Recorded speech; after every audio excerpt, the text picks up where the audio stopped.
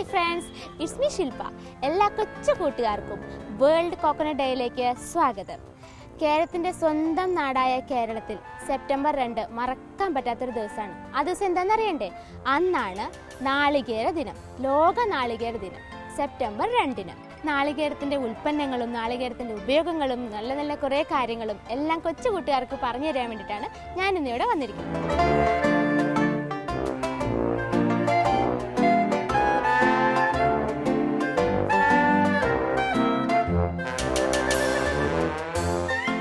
ഞാനിപ്പോൾ നിൽക്കുന്നത് ആലപ്പുഴ ജില്ലയിലെ കായംകുളത്തിനടുത്തുള്ള കേന്ദ്ര തോട്ടവിള ഗവേഷണ സ്ഥാപനത്തിലാണ്.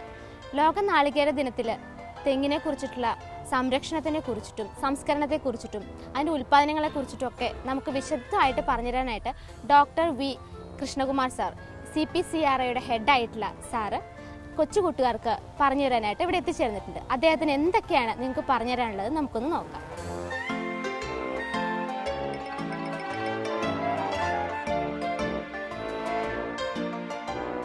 കേന്ദ്ര തോട്ടവിള ഗവേഷണ കേന്ദ്രത്തിൻ്റെ കായംകുളത്തെ പ്രാദേശിക ഗവേഷണ കേന്ദ്രത്തിലേക്ക് എല്ലാ പ്രിയപ്പെട്ട കൊച്ചു കൂട്ടുകാർക്കും സ്വാഗതം. നമ്മുടെ സംസ്ഥാനത്തിൻ്റെ പേര് നിങ്ങൾക്കറിയാമല്ലോ, കേരളം. ഈ കേരളം എന്ന പേര് എങ്ങനെ വന്നത് നിങ്ങൾക്കറിയാമോ? അറിയത്തില്ല അല്ലേ? അയ്യോ, നമ്മുടെ സംസ്ഥാനത്തിൻ്റെ പേര് വന്നത് നമ്മൾ നാളികേരം എന്ന് കേട്ടിട്ടുണ്ടോ? അതായത് തേങ്ങ. നാളികേരം അതായത് തെങ്ങ് ഒരുപാട് വളർന്നു ഉള്ള ഒരു സംസ്ഥാനമാണ് കേരളം. അപ്പോൾ അതുകൊണ്ട് തന്നെയാണ് നമ്മുടെ സംസ്ഥാനത്തിന് ഇങ്ങനെ ഒരു പേര് വന്നത്. മറ്റുള്ള ഏതെങ്കിലും ഒരു സംസ്ഥാനത്തെ, നമ്മുടെ ഇന്ത്യയിലെ ഇങ്ങനെ ഒരു സംസ്ഥാനത്തിന് ഒരു വിളയെ സംബന്ധിച്ച് പേരുണ്ടോ? ഇല്ല. അപ്പോൾ അതാണ് നമ്മുടെ കേരളത്തിൻ്റെ പ്രാധാന്യം, നാളികേരത്തിൻ്റെ പ്രാധാന്യം. 1937 കൊല്ലം ആസ്ഥാനമാക്കിയിട്ട് ഒരു ഫീൽഡ് ലബോറട്ടറി തുടങ്ങിയിരുന്നു, ഈ തെങ്ങിൻ്റെ രോഗത്തെയും കീടത്തെയും ഒക്കെ കുറിച്ച് പഠിക്കുന്നതിന് വേണ്ടിയിട്ട്. പക്ഷേ പിന്നീട് അത് കാലക്രമേണ ഭാരതീയ കാർഷിക ഗവേഷണ കൗൺസിൽ 1970 ഇത് ഏറ്റെടുത്തു. അപ്പോൾ അന്ന് മുതൽ ഞങ്ങൾ ഈ ഭാരതീയ കാർഷിക ഗവേഷണ കൗൺസിലിൻ്റെ കീഴിലാണ് പ്രവർത്തിക്കുന്നത്. ഇപ്പോൾ തെങ്ങിനെ സംബന്ധിക്കുന്ന ഏത് വിധത്തിലുള്ള പ്രശ്നങ്ങൾക്കും പരിഹാരം കണ്ടെത്തി കൃഷിക്കാർക്ക് എത്തിച്ചു കൊടുക്കുകയാണ് നമ്മുടെ ഏറ്റവും പ്രധാനപ്പെട്ട ചുമതല. ഇപ്പോൾ തെങ്ങിനെക്കുറിച്ച് നിങ്ങൾക്ക് എന്തൊക്കെ അറിയാൻ പറ്റും? എന്തൊക്കെ അറിയാം നിങ്ങൾക്ക്? ഇന്ന് രാവിലെ എന്താ കഴിച്ചത് മോനെ? പുട്ട്. പുട്ടിൻ്റെ കൂടെ എന്താ ഉള്ളത്? തേങ്ങ എവിടുന്നാണ് വരുന്നത്? ഇതല്ലേ തേങ്ങ. അപ്പോൾ നമുക്ക് പൊക്കം ഉള്ള തെങ്ങുണ്ട്, പൊക്കം കുറഞ്ഞ തെങ്ങുണ്ട്. അത് തമ്മിലുള്ള വ്യത്യാസം നിങ്ങൾക്ക് എന്തെങ്കിലും അറിയാൻ പറ്റുമോ? പൊക്കമുള്ള തെങ്ങെന്ന് വെച്ച് കഴിഞ്ഞാൽ നമ്മുടെ പശ്ചിമതീര നെടിയ ഇനമെന്ന് പറയും. അത് വളരെ പൊക്കത്തിൽ വളരുന്നതാണ്, ഏതാണ്ട് ഒരു 8-10 മീറ്ററിലും അധികം ഉയരം വരും. അതേസമയം പൊക്കം കുറഞ്ഞ്, ഇപ്പോൾ നമ്മൾ നിൽക്കുന്നത് പൊക്കം കുറഞ്ഞ ഒരു തെങ്ങാണ്. അത് എന്ന് പറയുന്നത് താഴെ നിന്നോ നിങ്ങൾക്ക് സ്വന്തമായിട്ടോ നമുക്ക് തേങ്ങ വിളവെടുക്കുന്നതിന് സാധിക്കും. പക്ഷേ പൊക്കം കൂടിയ തെങ്ങാണെങ്കിൽ തീർച്ചയായിട്ടും നമുക്ക് കയറുന്നതിന് ഒരാൾ വേണം. തെങ്ങ കയറിയെങ്കിൽ മാത്രമേ നമുക്ക് തേങ്ങ ഇടാൻ പറ്റത്തുള്ളൂ. ഇതാണെങ്കിൽ താഴെ നിന്ന് പോലും നമുക്ക് തേങ്ങ പറിച്ചെടുക്കാൻ പറ്റും. നമ്മുടെ ശരാശരി ഒരു തെങ്ങിൽ നിന്ന് ഒരു വർഷം എത്ര തേങ്ങ കിട്ടുമെന്ന് ആർക്കെങ്കിലും പറയാമോ? ഇല്ല. നമ്മുടെ കേരളത്തിൻ്റെ ശരാശരി ഉൽപ്പാദനം ഒരു തെങ്ങിൽ നിന്ന് ഒരു വർഷമായിട്ട് 40 തേങ്ങയേ ഉള്ളൂ. പക്ഷേ നമ്മുടെ തൊട്ടടുത്ത സംസ്ഥാനമായ തമിഴ്നാട്ടിലോ അല്ലെങ്കിൽ ആന്ധ്രാപ്രദേശിലോ ഒക്കെ ഇതിൻ്റെ ഇരട്ടിയൊക്കെ കിട്ടുന്നുണ്ട്. കാരണം നമ്മൾ പരിചരണം കൊടുക്കുന്നതിൽ വളരെ പിന്നോട്ടാണ്. ചിട്ടയായ പരിചരണം കൊടുത്ത് നമുക്ക് സമയാസമയത്ത് നമ്മൾ ഭക്ഷണം കഴിക്കുന്ന പോലെ തെങ്ങുകൾക്ക് വളപ്രയോഗം നടത്തി അല്ലെങ്കിൽ വേനൽക്കാലത്ത് ജലസേചനമൊക്കെ നടത്തി പരിചരിക്കാമെന്നുണ്ടെങ്കിൽ ഇപ്പോൾ കിട്ടിക്കൊണ്ടിരിക്കുന്ന 40 തേങ്ങ ഒരു 80-100 തേങ്ങയാക്കി ഉയർത്തുന്നതിന് ഒരു ബുദ്ധിമുട്ടില്ല. അപ്പം നമ്മൾ ചെറിയ പൊതുവായിട്ടുള്ള കാര്യങ്ങളൊക്കെ നമ്മൾ മനസ്സിലാക്കി. ഞാൻ പറഞ്ഞല്ലോ ഇതൊരു തെങ്ങിനെക്കുറിച്ചുള്ള ഗവേഷണ കേന്ദ്രമാണെന്ന്. അപ്പം നിങ്ങൾക്ക് എന്നോട് ചില ചോദ്യങ്ങളൊക്കെ ചോദിക്കാനുണ്ടാവും. മോളുടെ പേരെന്താ? സനുജയ്ക്ക് എന്താ തെങ്ങിനെക്കുറിച്ച് സംശയമുള്ളത്? ഈ വെളിച്ചെണ്ണ ഉണ്ടാക്കുന്നത് എങ്ങനെയാണെന്ന് പറയാം. നല്ലൊരു ചോദ്യമാണ്. കാരണം ഞാൻ പറഞ്ഞല്ലോ പൊക്കം കൂടിയതും പൊക്കം കുറഞ്ഞതുണ്ടെന്ന് പറഞ്ഞില്ലേ. ഈ പൊക്കം കൂടിയ തെങ്ങിൽ നിന്നാണെങ്കിൽ നമ്മൾ തേങ്ങ പറിച്ചെടുക്കുന്നത് നല്ലപോലെ മൂപ്പെത്തണം. ഒരു 11-12 മാസം മൂപ്പ് എത്തിയ തേങ്ങ പറിച്ചെടുത്ത് നല്ല പൊട്ടിച്ച് വെയിലത്ത് വെക്കണം. 1-2 ദിവസം വെയിൽ കൊണ്ട് കഴിയുമ്പോൾ നമുക്ക് ചിരട്ടയിൽ നിന്ന് ഇളക്കിയെടുക്കാൻ പറ്റും. പിന്നെ വേണ്ട ഒരു 1-2 ദിവസം കൂടെ വെയിൽ കൊള്ളാമെന്നുണ്ടെങ്കിൽ നല്ല കൊപ്രയാവും. കൊപ്ര എന്ന് കേട്ടിട്ടുണ്ടോ? കൊപ്ര കഴിച്ചിട്ടുണ്ടോ? കഴിച്ചിട്ടുമില്ല, കേട്ടിട്ടില്ല. ശരി. അപ്പോൾ ഈ കൊപ്ര നമ്മൾ മില്ലിൽ കൊണ്ടുപോയി കൊടുത്തിട്ട് ആട്ടിയെടുക്കുന്നതാണ് വെളിച്ചെണ്ണ. മനസ്സിലായോ? വെളിച്ചെണ്ണയുടെ എന്തൊക്കെ ഉപയോഗം അറിയാമോ? അറിയത്തില്ല. തല തേക്കാറുണ്ടോ? കണ്ടോ, പാരച്യൂട്ടൊക്കെ കേട്ടിട്ടുണ്ടോ? തല തേക്കാൻ ഉപയോഗിക്കും. ഇന്ന് രാവിലെ എന്തായിരുന്നു ഭക്ഷണം കഴിച്ചേ? ദോശയുടെ കൂടെ ചമ്മന്തി. ചമ്മന്തി എവിടെ നിന്നാണ് ഉണ്ടാകുന്നത്? തെങ്ങിൽ നിന്ന് പറിച്ചെടുക്കുന്ന തേങ്ങയിൽ നിന്ന്. എനിക്ക് വെള്ളക്കയും എല്ലാം ഉണ്ടാകുന്നത് എങ്ങനെയാണ്? തെങ്ങിൽ വെള്ളക്ക എങ്ങനെ ഉണ്ടാവും എന്നുള്ള ചോദ്യമാണ്. അതാണോ ചോദ്യം? അപ്പോൾ നമ്മൾ ഒരിക്കൽ നല്ലൊരു തെങ്ങിൻ തൈ നട്ട് നല്ലപോലെയൊക്കെ പരിചരിക്കാമെന്നുണ്ടെങ്കിൽ ഏതാണ്ട് ഒരു 3-4 വർഷം കൊണ്ടൊക്കെ അത് ചൊട്ടയിടാൻ തുടങ്ങും. ചൊട്ടയിടുക എന്ന് പറയുന്നത് ഇത് നമ്മൾ കൊല വന്നിട്ട് അതിൽ നിന്ന് വെള്ളക്ക ഉണ്ടായി, പെൺപൂക്കളും ആൺപൂക്കളും ഉണ്ട്. ഇത് പെൺപൂക്കളാണ്. നമ്മുടെ ഈ വെള്ളക്ക എന്ന് പറയുന്നില്ലേ, അത് പെൺപൂക്കളാണ്. അതിന് മുകളിൽ കാണുന്ന കുറേ ഉണ്ട്, പൊഴിഞ്ഞു പോകും, അതാണ് കൂടുതൽ ആൺപൂക്കൾ.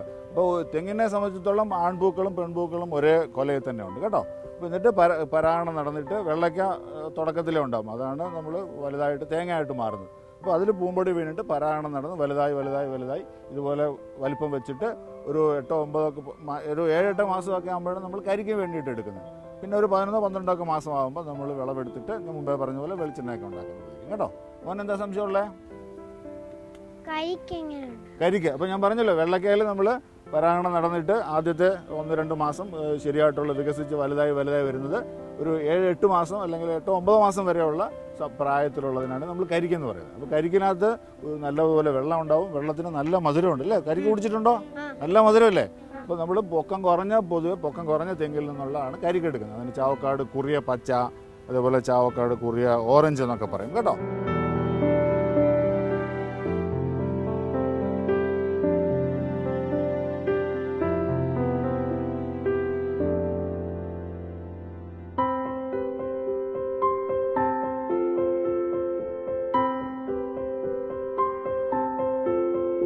കൂട്ടുകാരെ, ഞാൻ നേരത്തെ ആൺപൂക്കളെയും പെൺപൂക്കളെയും കുറിച്ച് പറഞ്ഞില്ലേ? അപ്പൊ എന്താണ് മോടെ സംശയം? ഇതിൽ തേങ്ങ എങ്ങനെയാണ് വളരുന്നത്? അത് തന്നെ. അപ്പൊ ഞാൻ നേരത്തെ പറഞ്ഞല്ലോ, ഒരു കൊലയിൽ തന്നെ പെൺപൂക്കളും ഉണ്ട് ആൺപൂക്കളും ഉണ്ടെന്ന് പറഞ്ഞില്ലേ? ഈ പെൺപൂക്കളാണ് ഇത്. നമ്മൾ സാധാരണ വെള്ളക്ക എന്ന് പറയില്ലേ? വെള്ളക്ക കൊണ്ടുപോയി കുട്ടികൾ നിങ്ങൾ കളിച്ചിട്ടുണ്ടോ വെള്ളക്കയൊക്കെ വെച്ചിട്ട്? അത് തന്നെ. അപ്പൊ അതാണ് പെൺപൂക്കള്. ഇതിന് മുകളിൽ കാണുന്നൊക്കെയാണ് ആൺപൂക്കള്. അപ്പൊ ആൺപൂക്കളിലാണ് പൂമ്പൊടികൾ ധാരാളമായിട്ടുണ്ട്. ഇപ്പൊ ധാരാളം തേനീച്ചകൾ പറക്കുന്നുണ്ടോ? ഈ തേനീച്ചകൾ ആൺപൂക്കളിൽ നിന്നുള്ള പൂമ്പൊടി എടുത്തിട്ട് പെൺപൂക്കളിൽ പരാഗണം നടത്തും. മനസ്സിലായോ? അത് എന്നിട്ട് പരാഗണം വിജയിച്ചിട്ടുണ്ടെങ്കിൽ ഓരോ ദിവസം കഴിയുന്നതോറും അത് വലുതായി വരും. നമ്മൾ ഒരു 8-9 മാസമൊക്കെ ആകുമ്പോൾ നമ്മൾ കരിക്കായിട്ട് എടുക്കും ഇല്ലേ? കരിക്ക് വെള്ളം കുടിച്ചിട്ടില്ലേ? നല്ല മധുരമില്ലേ? അപ്പോൾ അതാണ് കരിക്കിൻ്റെ പ്രായം. പക്ഷേ പിന്നെ നമ്മൾ അത് മൂക്കാനായിട്ട് അനുവദിച്ചു കഴിഞ്ഞാൽ ഒരു 11-12 മാസമൊക്കെ ആകുമ്പോൾ നല്ല മൂത്ത തേങ്ങ കിട്ടും. അങ്ങനെയാണ് നമ്മുടെ തെങ്ങിൽ നിന്ന് തേങ്ങ നമ്മൾ എടുക്കുന്നത്. മനസ്സിലായോ? അടുത്തതായി നമുക്ക് തെങ്ങോല കൊണ്ടുണ്ടാക്കിയ വിവിധ ഇനം കരകൗശല വസ്തുക്കളും കളിപ്പാട്ടങ്ങളും എല്ലാം നമുക്കൊന്ന് കണ്ടു നോക്കാം. CPCRL സ്റ്റാഫും അവരുടെ അംഗങ്ങളും ചേർന്നുണ്ടാക്കിയ ഓല കൊണ്ടുണ്ടാക്കിയ ഉൽപ്പന്നങ്ങളാണ് ഇത്. അത് പഴയ കാലത്ത് ഉപയോഗിച്ചിരുന്ന സാധനങ്ങളാണ്. കൊച്ചു കുഞ്ഞുങ്ങൾക്ക് ഇതൊന്നും കണ്ടു പരിചയമില്ല. അതുകൊണ്ട് അവർക്ക് അറിയാനും അവർക്ക് കാണാനും വേണ്ടിയിട്ട് ഉണ്ടാക്കിയതാണ്. ഇത് പഴയ കാലത്ത് ഉപയോഗിച്ചിരുന്ന കടയിലെല്ലാം പോയി സാധനങ്ങൾ മേടിക്കാനും മറ്റുള്ള സാധനങ്ങൾ മേടിക്കാനും ഉപയോഗിച്ചിരുന്ന ഒരു മാക്കൊട്ടയാണ്. ഇത് ഓല കൊണ്ടുണ്ടാക്കിയതാണ്. പിന്നെ ഇത് അരക്കാൻ ഉപയോഗിക്കുന്ന ഒരു കുഴവിയാണ്. കമ്മിക്കല്ലയിൽ ഉപയോഗിക്കുന്ന കുഴവി. ഇത് എല്ലാവരും വീട്ടിലുണ്ടോയെന്ന് അറിയില്ല. ചിരട്ട കൊണ്ടുണ്ടാക്കിയ എന്തെങ്കിലും നിങ്ങളുടെ വീട്ടിലുണ്ടോ? ഇങ്ങനത്തെ തവി ഉണ്ടോ? ഇത് തവിയാണ്. കളിക്കാനായിട്ട് ഉപയോഗിക്കുന്ന മടൽ കൊണ്ടുണ്ടാക്കിയൊരു ചെരുപ്പാണ്. ഇപ്പം എല്ലാവരുടെ വീട്ടിലും തഴപ്പായല്ല, പ്ലാസ്റ്റിക് പായുള്ളത്. ഇത് കുരുത്തോല കൊണ്ട് ഉണ്ടാക്കിയ പായാണ്. ഇതിന് ചെറുതായതുകൊണ്ട് ഇതിന് തടുക്കെന്ന് പറയും. പായാണെങ്കിൽ ഇച്ചിരി നീളം വീതി ഉണ്ടാവും. പിന്നെ ഇത് കരിക്കും പൂക്കൊലയും കൊണ്ടുണ്ടാക്കിയ ഒരു ബൊക്കയാണ്. പിന്നെ ഇത് എന്താണെന്ന് ആർക്കെങ്കിലും പറയാൻ പറ്റുമോ? ആടാണ്. ഇത് ഉണങ്ങിയ തേങ്ങ കൊണ്ടുണ്ടാക്കിയ ഒരു ആടാണ്. ആടിന് കയ്യും കാലമൊന്നുമില്ല, പക്ഷെ അതിൻ്റെ ഫേസ് മാത്രമേ ഉള്ളൂ. കൊതുമ്പ് കൊണ്ടുണ്ടാക്കിയ ഒരു വള്ളമാണ്. ഇനി അതേ കൂട്ടിന് ഈ കുരുത്തോലയും കൊണ്ടുണ്ടാക്കിയ ഒരു ഓലഞ്ഞാലിയാണത്. അത് കുരുത്തോലയാണ് സംഭവം. കുരുത്തോല എന്ന് പറഞ്ഞാൽ എന്താണെന്നറിയോ? ഏറ്റവും കൂമ്പി വരണേ അത് വിരിഞ്ഞാണ് വലിയ ഓലായിട്ട് മാറുന്നത്. ഇത് കുരുത്തോലയും കൊണ്ടുണ്ടാക്കിയ വട്ടിയാണ്. ഇതൊന്നും ഇവരാരും കണ്ടു കാണത്തില്ല. പഴയ കാലത്തൊക്കെ പൂക്കൾ പറിക്കാനും ഇതിനൊക്കെ ഇതേ കൂട്ട് വട്ടി ഉണ്ടാക്കി കൊച്ചു കുഞ്ഞുങ്ങൾ പറിച്ച് ഓണത്തിനൊക്കെ പൂക്കളിടാനും വേണ്ടിയിട്ട് പൂ പറിച്ചുകൊണ്ട് വരുന്ന ഒരു കുരുത്തോല കൊണ്ടുണ്ടാക്കിയ വട്ടിയാണ്. ഇത് ഈർക്കളും കൊണ്ടുണ്ടാക്കിയ ഒരു പാവേ. ഇത് അങ്ങോട്ടും ഇങ്ങോട്ടും നടക്കുമ്പോൾ അതിൻ്റെ കൈ അങ്ങോട്ടും ഇങ്ങോട്ടും ചാഞ്ഞും ചെരിഞ്ഞും ആടിക്കൊണ്ടിരിക്കും. ഇത് കുരുത്തോലയും കൊണ്ടുണ്ടാക്കിയ പഴയ കാലത്ത് കിണറിൽ നിന്നൊക്കെ മണ്ണ് കോരാനും വെള്ളം പാടത്തുനിന്ന് അങ്ങോട്ടും ഇങ്ങോട്ടും പാടത്തുനിന്ന് വെള്ളം അങ്ങനെ തേവി നീക്കാനും അങ്ങനെ വേസ്റ്റ് സാധനങ്ങളൊക്കെ കോരി കളയാനും ഇതിനൊക്കെ ഉപയോഗിക്കുന്ന ഒരു കൊട്ടയാണ്. അത് ഇതിൻ്റെ 2 കാതും പിടിച്ചുകൊണ്ട് സാധനങ്ങൾ വെയിറ്റുള്ള സാധനങ്ങൾ അങ്ങനെ തൂക്കിക്കൊണ്ടുപോകാൻ പറ്റും. ഇതിലൊരു തത്ത ഉണ്ടാക്കുകയാണ്. ആദ്യം അതിനകത്തൂടെ ഒരു ഓലക്കാലിൻ്റെ ഇത് ചേർത്ത് അത് പിന്നെ ചിറ്റി എടുത്തിട്ട് ഉണ്ടാക്കുന്നതാണ് തത്ത.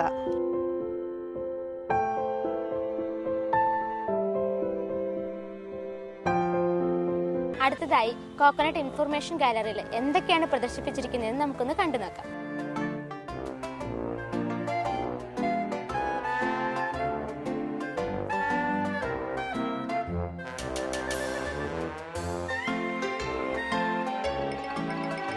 തെങ്ങിന്റെ ഏതൊക്കെ ഭാഗങ്ങൾ നമുക്ക് ഉപയോഗിക്കാം?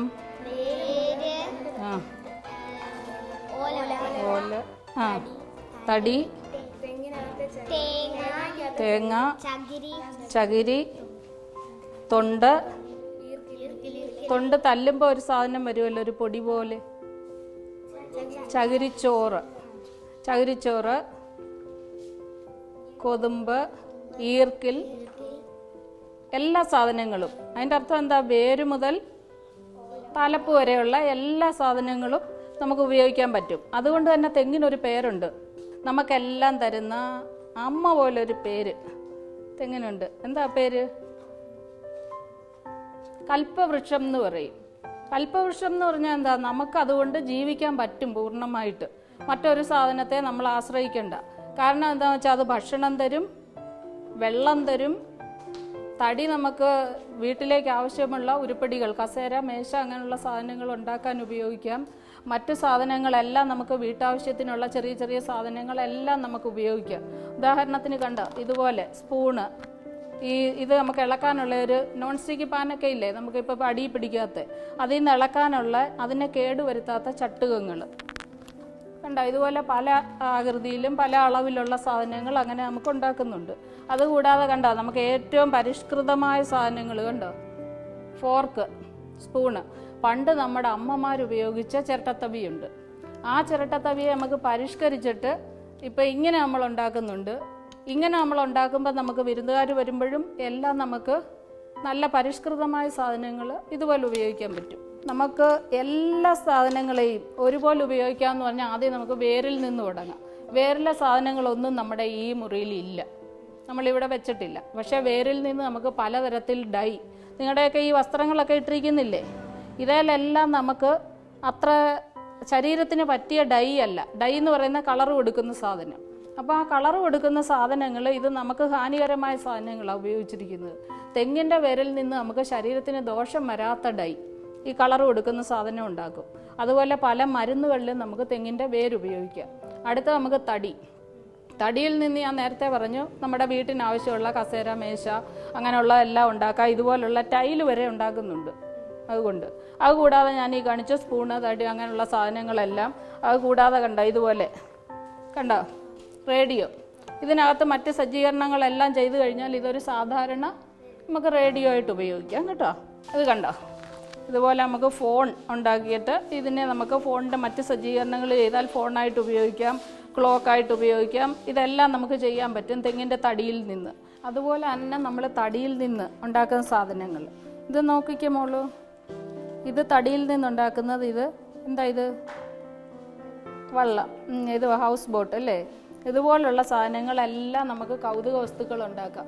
നിങ്ങളെപ്പോലുള്ള ചെറിയ ഒരു കുട്ടി ഉണ്ടാക്കി തന്നതാണ് ഇത്. കണ്ടോ, ഒരു ചെറിയ തേങ്ങയിൽ മനുഷ്യൻ്റെ രൂപം ഉണ്ടാക്കി. അതുപോലെ ഒരുപാട് കൗതുക വസ്തുക്കൾ നമുക്ക് ഇതിൽ നിന്ന് ഉണ്ടാക്കാം. കണ്ടോ, തെങ്ങിൻ തടിയിൽ നിന്ന് മത്സ്യത്തെ കണ്ടോ ഭംഗിയായിട്ടുണ്ടാക്കിയിട്ടുണ്ട്. ഇത് കൂടാതെ നമുക്ക് ഉപയോഗമുള്ള ഒത്തിരി സാധനങ്ങളും ഉണ്ടാക്കാം ഇതിൽ നിന്ന്. കണ്ടോ, ഇതെന്താ, ഇതാർക്കെങ്കിലും അറിയാം എന്താന്ന്? പുട്ടുണ്ടാക്കുന്ന കുറ്റിയാണിത്. ഇത് ചിരട്ട കൊണ്ടാണ് ഉണ്ടാക്കിയിരിക്കുന്നത്. ഇത് നമ്മൾ കറികൾ വിളമ്പാനായിട്ട് പണ്ട് ഉപയോഗിച്ചിരുന്നില്ലേ. ഇതിനെ നമുക്ക് അത്ര വലിയ തോതിലല്ല, പക്ഷെ നിങ്ങൾക്ക് കുറച്ചൊക്കെ ഉപയോഗിക്കാൻ പറ്റും. അതുപോലെ നമുക്ക് ഇത് കണ്ടോ, ഐസ്ക്രീം എടുക്കാൻ നിങ്ങൾക്ക് ഏറ്റവും ഇഷ്ടമുള്ള സാധനം, ഐസ്ക്രീം കഴിക്കാനായിട്ട് ഇതിനെ ഉപയോഗിക്കാം. അതിന് കണ്ടോ ചിരട്ട കൊണ്ട് തന്നെ അങ്ങനെ ഒരു തവി. ഇത് കൂടാതെ കണ്ടോ നിങ്ങൾക്ക് ചെറിയ ഈ മോൾക്ക് കഴിക്കാവുന്ന അത്ര കൊച്ചു കപ്പും സോസറുമാണിത്.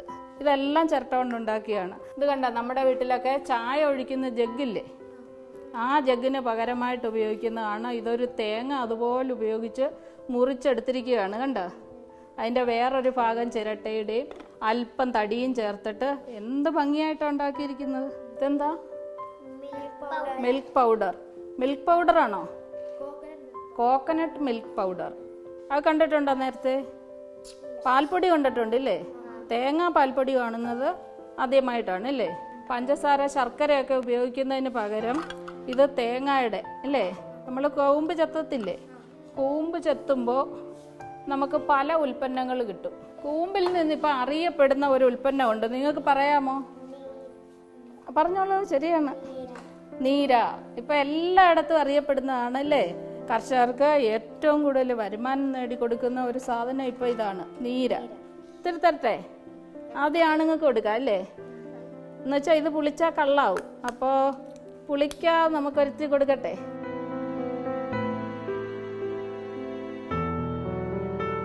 കരിക്കും വെള്ളത്തിൽ നിന്നുണ്ടാക്കിയ സോഡയാണ് ഇത്. നമ്മൾ കുറച്ച് കാർബണൊക്കെ ചേർത്തി കാർബണേറ്റഡ് ആണ്, പക്ഷേ ഇത് കുടിക്കുന്നതുകൊണ്ട് കുഴപ്പമൊന്നുമില്ല. ഇത് നല്ല സോഡയാണ്. നിങ്ങൾക്ക് കുടിക്കുമ്പോൾ ഇത്ര സാധനങ്ങൾ കുടിക്കാൻ പറ്റും. പല ആകൃതിയിലും വലിപ്പത്തിലുള്ള നാളികേരമുണ്ട്. ലോകത്തിലെ ഏറ്റവും വലിയ നാളികേരം എന്ന് പറയുന്നത് സാൻഡ്രമൻ എന്നൊരു ഇനമാണ്. ഇത് പിടിച്ചു അപ്പം നോക്കാം. ഇതൊരു 4-5 കിലോ വെയിറ്റ് ഉണ്ട്. അപ്പം ഏറ്റവും വലിയ നാളികേരമാണിത്. ഇതിൻ്റെ പേരാണ് സാൻഡ്രമൺ. ഇത് ഏത് രാജ്യത്തു നിന്നാണെന്നറിയോ? ഫിലിപ്പൈൻസ് എന്ന രാജ്യം. ഇന്ത്യ പോലെ തന്നെ ഏറ്റവും കൂടുതൽ തെങ്ങ് കൃഷി ചെയ്യുന്ന ഒരു രാജ്യമാണ് ഫിലിപ്പൈൻസ്. അവിടെ നിന്നുള്ള ഒരു തേങ്ങയാണ് ഇത്. ഇതിൻ്റെ പേരാണ് സാൻഡ്രമൺ. ഇനി നമ്മുടെ നാട്ടിൽ ഏറ്റവും കൂടുതൽ, കേരളത്തിൽ ഏറ്റവും കൂടുതൽ കൃഷി ചെയ്യുന്ന ഒരു തെങ്ങിനത്തിനെ നമുക്ക് പരിചയപ്പെടാം. അതിൻ്റെ പേരാണ് പശ്ചിമ തീര നെടിയ നാടൻ. നമ്മുടെ നാട്ടിൽ ഏറ്റവും കൂടുതൽ കാണുന്ന പൊക്കം കൂടിയ ഒരു ഇനമാണിത്. ഇത് കൂടാതെ ഇത് നെടിയ ഇനം. നെടിയ ഇനം എന്ന് പറഞ്ഞാൽ ഏറ്റവും കൂടുതൽ പൊക്കം വെക്കുന്ന ഇനമാണ്. ഇനി കുറിയ ഇനമുണ്ട്. കുറിയ ഇനം എന്ന് പറഞ്ഞാൽ പൊക്കം കുറഞ്ഞത്, നമുക്ക് താഴെ നിന്ന് തന്നെ പറിക്കാൻ പറ്റിയത്. അപ്പോൾ കേരളത്തിൽ കാണുന്ന ഏറ്റവും പൊക്കം കുറഞ്ഞ ഒരു ഇനമാണ് ചാവക്കാട് കുറിയ ഓറഞ്ച്. ഇതാണ് അതിൻ്റെ തേങ്ങ. ലക്കടിയും മൈക്രോ. ലക്കടി എന്ന് പറഞ്ഞാൽ ലക്ഷദ്വീപിൽ കാണപ്പെടുന്ന ഒരു ഇതാണ്. ഇതാണ് കൃഷി ചെയ്യുന്ന ഏറ്റവും ചെറിയ തേങ്ങ. വലിയ തേങ്ങ സാൻഡ്രമണും, ഏറ്റവും ചെറുത് ലക്ഷദ്വീപിൽ നിന്ന് കാണപ്പെടുന്ന ഒരു ഇനമാണിത്. ഏറ്റവും ചെറിയ തേങ്ങ എന്ന് പറയുന്നത് ഏതാണെന്നറിയോ? ലക്കടി മിനി മൈക്രോ എന്ന് പറയും. ഇതാണ് ഏറ്റവും ചെറിയ തേങ്ങ. ഹൈബ്രിഡ് എന്ന് കേട്ടിട്ടുണ്ടോ? ഹൈബ്രിഡ് നെടിയ ഇനത്തിൻ്റെയും കുറിയ ഇനത്തിൻ്റെയും വർഗ്ഗസങ്കരണം വഴി ഉണ്ടാക്കുന്നതാണ് ഹൈബ്രിഡ്. D*T, T*T ഹൈബ്രിഡ് എന്നൊക്കെ പറയുന്നത്. അപ്പോൾ ഇതിൻ്റെ വലിപ്പം എന്ന് പറയുന്നത് ഇതിൻ്റെ രണ്ടിൻ്റെയും ഇടയ്ക്കായിരിക്കും. കുറിയ ഇനത്തിനേക്കാളും വലുതും നെടിയ ഇനത്തേക്കാളും ചെറുതുമായിരിക്കും. ഇത്രയൊക്കെയാണ് നാളികേരത്തിൻ്റെ ഇനങ്ങളെക്കുറിച്ച് പറയാനുള്ളത്. തെങ്ങിൻ്റെ ഉപയോഗങ്ങളെക്കുറിച്ചിട്ടും നല്ല നല്ല കാര്യങ്ങളെക്കുറിച്ചിട്ടും ഒക്കെ നമ്മളിപ്പോൾ കണ്ടു കഴിഞ്ഞു. ഇനി തെങ്ങിനെ നശിപ്പിക്കുന്ന കുഞ്ഞു കീടങ്ങളെക്കുറിച്ചിട്ടും ശ്രീമതി ചന്ദ്രിക മോഹന് എന്തൊക്കെയാണ് പറയാനുള്ളതെന്ന് നമുക്ക് നോക്കാം. പ്രിയ കൂട്ടുകാരെ, നമ്മളിപ്പം ഒരുപാട് സമയമായിട്ട് തെങ്ങിനെ പറ്റി കുറേ കാര്യങ്ങൾ മനസ്സിലാക്കി. പക്ഷെ നമ്മൾ വിചാരിക്കുന്ന പോലെ തെങ്ങ് നല്ലതായിട്ട് പലപ്പോഴും വളർന്നു കാണാറില്ല. അപ്പം അതിൻ്റെ കാരണം എന്താ വെച്ചാൽ പല സമയങ്ങളിലും തെങ്ങിനെ ഇങ്ങനെ അതിൻ്റെ വളർച്ചയിൽ ഓരോരോ ജീവികൾ ആക്രമിക്കും. ഇങ്ങനെ ആക്രമിക്കുന്ന ജീവികളെയൊക്കെ നമ്മൾ കീടങ്ങളെന്നാണ് പറയുക. അപ്പോൾ നമ്മളിപ്പോൾ ഇവിടെ നോക്കാം, ഒരു കീടം ആണിത്. ഇതെന്തോ സാധനം?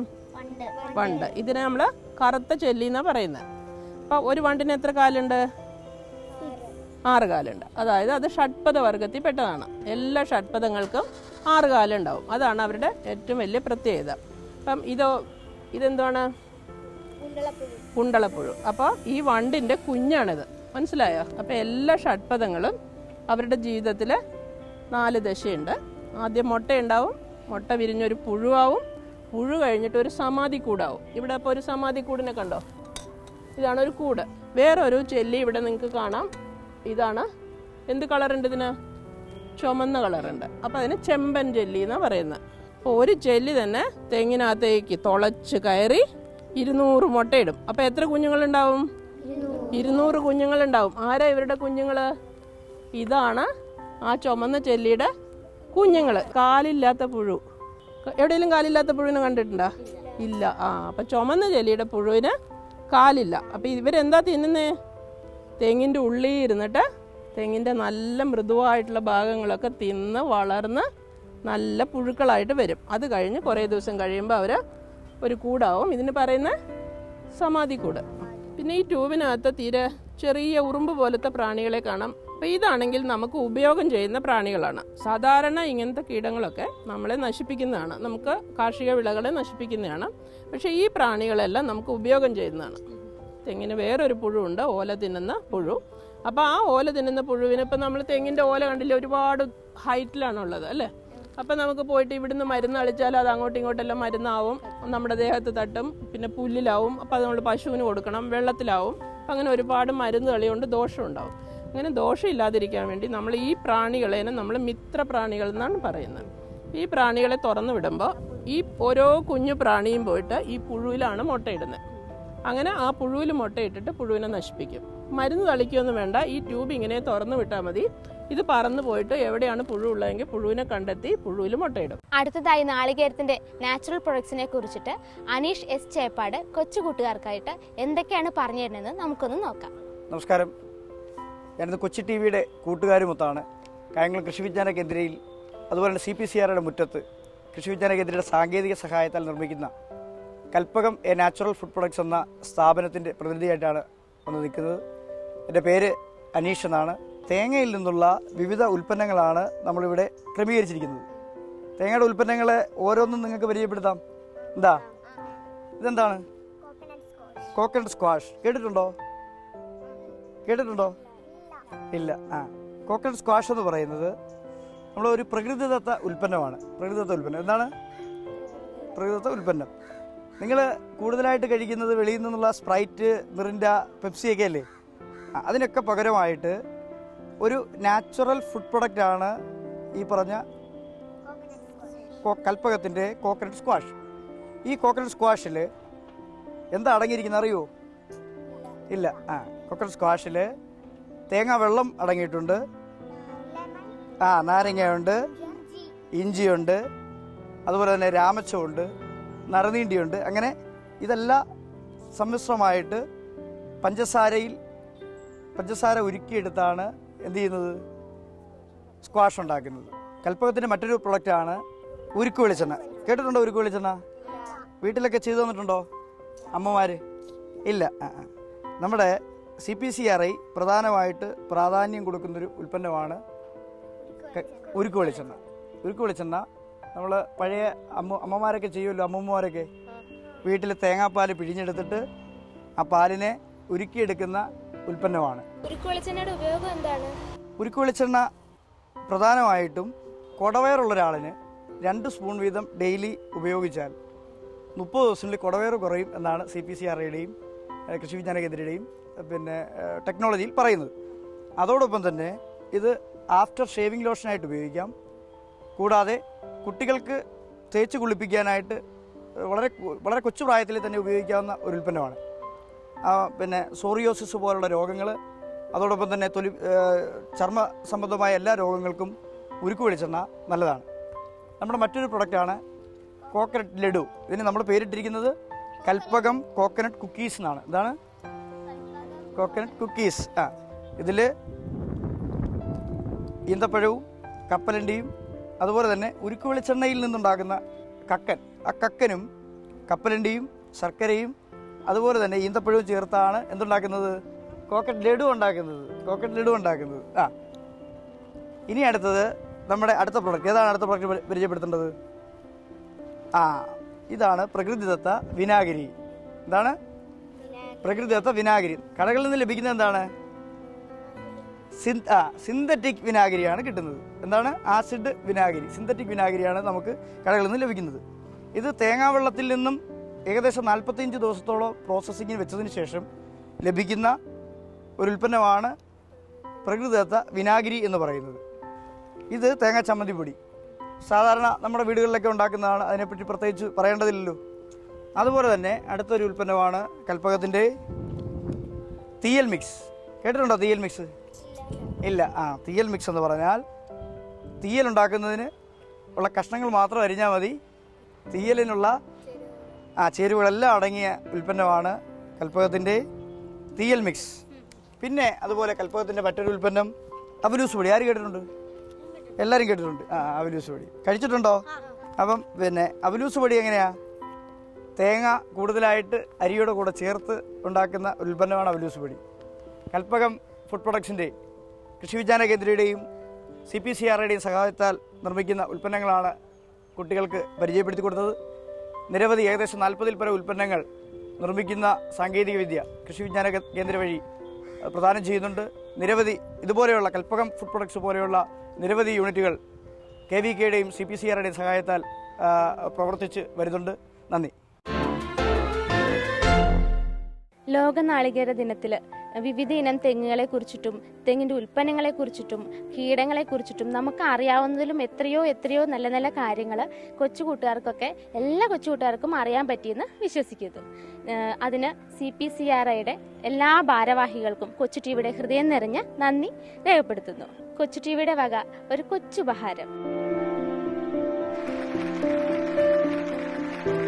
കൊച്ചു ടിവിയുടെ കൊച്ചു കൂട്ടുകാരെ, ലോക നാളികേര ദിനത്തോടനുബന്ധിച്ച് നിങ്ങൾക്ക് ഞങ്ങളുടെ ഗവേഷണ കേന്ദ്രത്തിൽ വരുന്നതിനും തെങ്ങുകളിനെ കുറിച്ചുള്ള വിശദമായ വിവരങ്ങൾ ലഭ്യമാക്കുന്നതിനും ഒരു അവസരം ഉണ്ടായി എന്നതിൽ വളരെ സന്തോഷമുണ്ട്. കുറേ കാര്യങ്ങളൊക്കെ പഠിച്ചിട്ടില്ലേ? അമ്മ രാവിലെ ദോശയോടൊപ്പം തരുന്ന ചമ്മന്തി എവിടുന്നാണ് വരുന്നത് മനസ്സിലായോ? വളരെ സന്തോഷം. നിങ്ങൾക്ക് ഇനിയും ഇവിടെ വരാനുള്ളൊരു അവസരം ഉണ്ടാവട്ടെ. ഞങ്ങളുടെ തോട്ടവിള ഗവേഷണ കേന്ദ്രത്തിൻ്റെ വകയായിട്ട് ഒരു കൊച്ചു ഉപഹാരം ഞങ്ങളും തരട്ടെ.